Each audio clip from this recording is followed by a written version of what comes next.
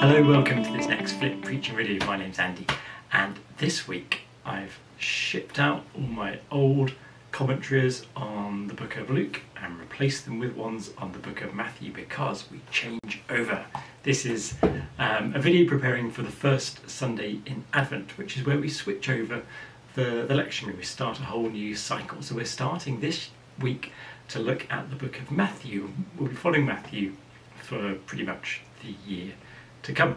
And we're starting in a pretty strange place actually, an odd passage. It's Matthew 24, 36 to 44. Okay, here we go.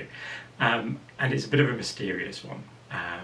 It's about, well, Advent is the season where we prepare for Christmas, where we wait for Christmas. So it's a month where we just wait. But it also, this passage reminds us that we're waiting for something else. We're waiting for Jesus to come to the earth once more. Okay, so the passage starts off by saying that no one knows when this will happen. When I say this, well, you can talk about it as the second coming. It doesn't really, this passage doesn't really explain what will happen, but it's all about the mystery of not knowing when the second coming will happen. So we need to perhaps think a little bit about what will happen, what we think will happen. But the focus of today's video and today's passage is really about the fact that we don't know when, so we need to be ready. Okay, so most Christians, I would say, believe that someday Jesus will come back to this earth and restore it, replenish it, make it good once more. The Bible drops all kinds of hints and promises that is what will happen. Now, it's been a long time since that was written. People have been waiting for an awfully long time. But if we have hope in what the Bible reveals, then we hope that Jesus will come back and make his home here with us and save this world, rebuild it, renew everything, raise the dead and live among us, restoring Eden, restoring paradise like we talked about last week. The thing is, we don't know when that will happen, and there are three parallel stories in this which explore the idea that we don't know when it will happen. We start off with a reference back to the days of Noah, when the animals went in 2 by 2 into the ark, and it says that in the days of Noah, people were eating and drinking, getting married, doing all the stuff as if life would go on forever. But then one day a flood came and washed them away, but they didn't know when the flood was going to happen. And it says that the flood took them away, and that word "take" is really interesting with what comes to follow.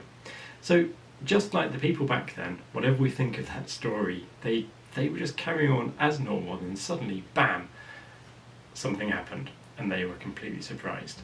The second coming will be like that. Okay, second story is a strange one. It's a parable of two people who are working in a field, two men working in a field, and it says that one of them gets taken and one gets left behind. And then there's a parallel one where it talks about two women grinding corn in a mill house, and again, one of them gets taken, the other one gets left behind. Now I wonder, when you hear that, which one do you think is in the right? What is it? Is it good to be taken, or is it good to be left behind? I think from the Noah story, I think we can safely say that it's good to be the one that's left behind, because Jesus is coming to this world to redeem it. We need to be right here, waiting where Jesus is. As for the one that gets taken away, I don't know quite what that means, but it's good to be watching and waiting so that we're grounded in this earth, loving this earth, having a home here, so that when Jesus comes, we can welcome him to us.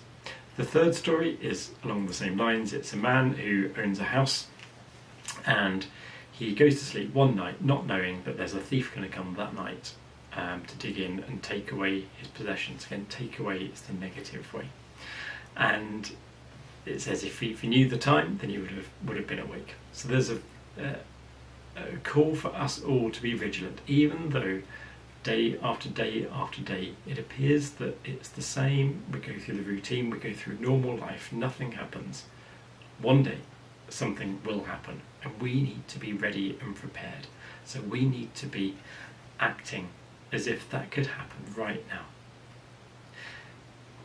There's a big branch of Christianity which uses the idea of being left behind as something negative, the idea that God will rapture away some people but leave some people behind. I think this story actually reverses that. The people who are left behind are the ones who are doing the right thing, because God is coming here.